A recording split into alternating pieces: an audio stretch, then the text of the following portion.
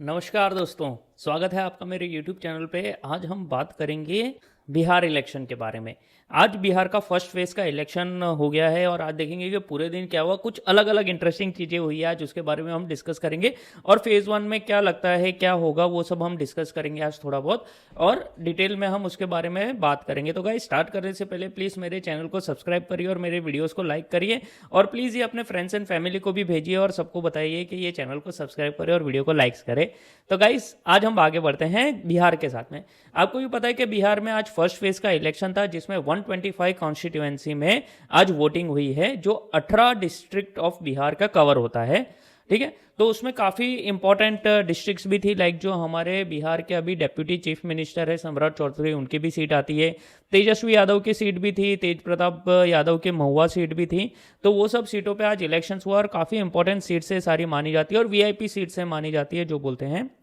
तो पहले तो हम देखेंगे कि जो आज वोटिंग हुई है, तो जो वोटिंग हुई है वो हुई है 64.66%। गाइस, ये बिहार की असेंबली इलेक्शन की आज तक की सबसे हाईएस्ट वोटिंग है और ये बहुत अच्छा नंबर है गाइस, क्योंकि पिछली बार का अगर हम देखेंगे तो अराउंड 56-57% ही वोटिंग हुई थी और इस बार 65% और अराउंड होना, तो ये अच्छा एक न्यूज़ बताता है और अच्छी चीज़ें बताती है।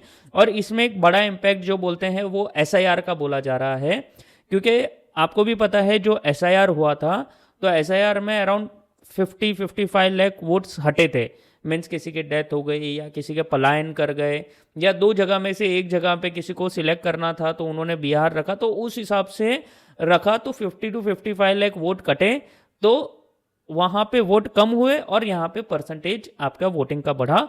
और इसमें जो आज देखने को मिला हमको, जो आज देखने को मिला उसमें हमको मिला कि जो महिला हैं, जो वुमन हैं, उन्होंने बहुत ज़्यादा वोटिंग की है इस बार, और ये बम्पर वोटिंग की है वुमन ने इस बार बिहार के इलेक्शंस में। और ये बहुत अच्छे साइंस हैं कि लेडीज़ भी आके वोट डाल रही है, और ये जो इलेक्शन प्रोसेस है और ये जो अपने बोलते हैं एक फेस्टिवल है डेमोक्रेसी का, उसमें महिलाएं बढ़ चढ़ के हिस्सा ले रही है।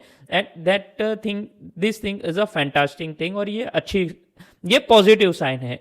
और आपको जस्ट मैं फॉर एन इन्फॉर्मेशन बता दूं कि मुंबई में जो वोटिंग होती है वो अराउंड 50% ही होती है हमेशा, और बिहार में देखिए इतनी परसेंटेज वोटिंग हो रही है। तो ये सबको सीखना चाहिए बिहारियों से कि कितनी वोटिंग कर सकते हैं ये लोग। तो इस हिसाब से देखें तो 65% अराउंड वोटिंग हुई है। तो अब आप देखेंगे कि जो महुआ की सीट है, महुआ की सीट कौन लड़ रहा है, वो हमारे लड़ रहे हैं तेजू भैया, तेज प्रताप भैया। तो वो लड़ रहे हैं और वहाँ पे उन्होंने बहुत टफ कंपटीशन दिया है। वहाँ के जो आरजेडी के विधायक है, ये आपको पता है कि आरजेडी से अलग होकर लड़ रहे हैं तेज प्रताप यादव। तो तेज प्रताप यादव ने बहुत अच्छा कंपटीशन और इस बार इलेक्शन उन्होंने बहुत अच्छा लड़ा है। और जिस हिसाब से उसमें एक ये है कि भाई इमोशनल आया है इनके साथ, इमोशनल एक कनेक्ट है, क्योंकि फैमिली से लड़े, फैमिली से अलग हुआ, खुद की अलग पार्टी बनाई, और जो वीडियोस वायरल हो रहे थे और जिस हिसाब से बातें हो रही थी बहनों के, एक बहन है जिन्होंने तेज प्रताप को सपोर्ट किया, एक फैमिली ने तेजस्वी यादव को सपोर्ट किया। तो ये फैमिली डिस्प्यूट है, उसमें जो इमोशनल वोट हैं वो भी तेज प्रताप यादव को जाते हुए दिख रहे हैं, लेकिन उनका सीट जितना थोड़ा सा मुश्किल हो रहा है, बट वो हो सकता है कि वोट काट के वो बेनिफिट करे और वो जो अपना बोलते हैं ना एक रिवेंज टाइप है वो ले सके, ऐसा दिख रहा है अभी। और जो तेजस्वी की सीट है राघोपुर, वहाँ पे भी उसको तेज प्रताप ने बड़ा एक चैलेंज दिया है। आपको भी पता होगा जब ये इलेक्शंस का जो प्रचार चल रहा था, तो वहाँ पे जब ये तेजस्वी यादव रील बनाया था, आपको भी पता है ब्रिज पे खड़े होकर डांस कर रहे थे, तब ये तेज प्रताप यादव वहाँ पे जब फ्लड आया था तो वहाँ पे गए थे और बोला था कि भाई आपका जो विधायक है वो तो ब्रिज पे डांस कर रहा है, जो तेजस्वी यादव के लिए बोला था। तो आप देखेंगे कि इस हिसाब से तेज प्रताप यादव ने भी राघोपुर सीट पे जाके बहुत अच्छा प्रचार किया है। अब देखते हैं उसका कितना फायदा या नुकसान उनको होता है, वैसे तो होना मुश्किल है, लेकिन अब देखते हैं तेजस्वी यादव को कितना इसमें फायदा और नुकसान होता है। और दूसरा है सम्राट चौधरी की भी सीट है, वो भी ऐसा है कि भाई निकाल लेंगे, उसमें कोई इशू आएगा नहीं। लेकिन इसमें आप देखेंगे जो ये 121 सीट्स हुई है, इसमें ऐसी सीट्स है जिसमें बीजेपी को पहले सबसे ज़्यादा सीट्स मिली, यानी ये बीजेपी की जो विनिंग सीट्स है वो सीट्स में ज़्यादा इसमें इलेक्शन हुआ था। और आपको भी पता है कुछ अराउंड 102 सीट्स पे लड़ रहे हैं बीजेपी एंड जेडीयू। तो बीजेपी का इसमें एक रोल रहेगा बड़ा, और ऐसा लग रहा है कि बीजेपी की तरफ से ज़्यादा लोग जा रहे हैं। और जो मेन फेस है नीतीश कुमार जी, तो नीतीश कुमार जी की तरफ रुझान ज़्यादा है। जो ये महिलाएं हैं जो वोट दे रही है वो नीतीश कुमार जी के नाम पे वोट दे रही है, बिकॉज जो उन्होंने जंगल राज देखा है, सबके मुंह पे आज भी है कि जो जंगल राज उन्होंने देखा है उसके अगेंस्ट में आज भी वोट पड़ रहे हैं। और जो नीतीश कुमार का जो सुशासन बाबू है, जो उनका एक टैग मिला हुआ है, उसके लिए वोट कर रहे हैं। और नीतीश कुमार, ये आप देखेंगे कि लास्ट 1-2 साल में स्पेसिफिकली जब ये जनरल इलेक्शन कंप्लीट हुआ था और इन्होंने बीजेपी को सपोर्ट किया था, और मोदी जी की गवर्नमेंट बनवाई थी, तब इनका एक अलग व्यक्तित्व जाके निकला, क्योंकि ग्रामीण लोगों में मोदी जी को थोड़ा पसंद किया जाता है और इन्होंने ये सपोर्ट करा, तो एक अच्छा सा एक कॉम्बिनेशन बनता है एनडीए में जेडीयू एंड बीजेपी का। तो उसमें देखेंगे कि जो प्रचार होता है और जो एक छवि बनी नीतीश कुमार जी की, वो पहले से बहुत अच्छी बनी। आपको भी पता है जो पिछला इलेक्शन हुआ था उसमें बिहार का जो 2020 इलेक्शन हुआ था उसमें खाली 45 सीट्स ही मिली थी जेडीयू को और बीजेपी को अराउंड 80 मिल गई थी। तो ये बड़ा एक डिफरेंस था। तो इसमें आप देखेंगे कि अब जेडीयू को भी बहुत अच्छी सीट्स मिलती हुई दिखाई दे रही है और महिलाओं को इस तरह से वोट करना बढ़ के, तो ये ज़्यादा एक शो करता है कि भाई ये लोग इस तरफ से जा रहा है। लेकिन बिहार है, यू कैन नॉट जज बिहार, बिकॉज इसमें बहुत अलग फैक्टर्स होते हैं as compare to other part of the country. But एक दिखता है कि भाई पॉजिटिव साइन है एनडीए की तरफ जाने का, तो लेट्स सी कैसे होता है। और प्लस आप देखेंगे एक जो और सीट थी, ये मैथिली ठाकुर वाली, मैथिली ठाकुर भी लग रहा है कि भाई उनके फेवर में वोट्स पड़े हैं।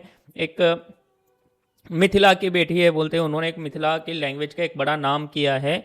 और एज यूजुअल जो ये एनडीए की तरफ से है तो लोग एनडीए को देख के वोट दे रहे हैं, एज आई सेड के जेडीयू की तरफ से नीतीश कुमार जी को देख के वोट दे रहे हैं, तो वो उस तरह से वोट पड़ रहा है उनको। प्लस एक सीवान की सीट है, सीवान की सीट में ये जो ओसामा है, जो साबुद्दीन का बेटा है, वो आगे दिख रहा है चलते हुए, जिस हिसाब से जो नज़र आ रहा है वो दिख रहा है कि वहाँ पे उसका पकड़ मजबूत हो रहा है। बिकॉज जो यादव है जो सपोर्ट करते हैं आरजेडी को, उन्होंने एमवाई कॉम्बिनेशन बना के वहाँ पे ये एक वोटिंग हुई है। लेट्स सी कैसे होता है ये इलेक्शन। अब देखेंगे अब जो फेज 2 है, फेज 2 आएगा अब वो 11 नवंबर को, और जो रिजल्ट आएगा वो आएगा 14 नवंबर को। तो अब देखते हैं 14 नवंबर को क्या होता है। और फेज 2 में भी काफ़ी इंपॉर्टेंट सीट्स है जिसके बारे में हम डिस्कस करेंगे।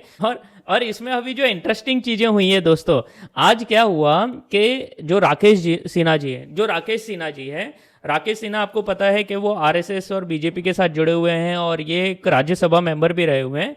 तो राकेश सिन्हा जी ने फरवरी 2025 में जब दिल्ली का इलेक्शन हुआ था तब दिल्ली में वोट डाला था, और राकेश सिन्हा जी ने अभी बिहार में आके भी वोट डाल दिया। तो अब वो वायरल हो गया कि भाई वो तो दो जगह वोट डाल रहे हैं।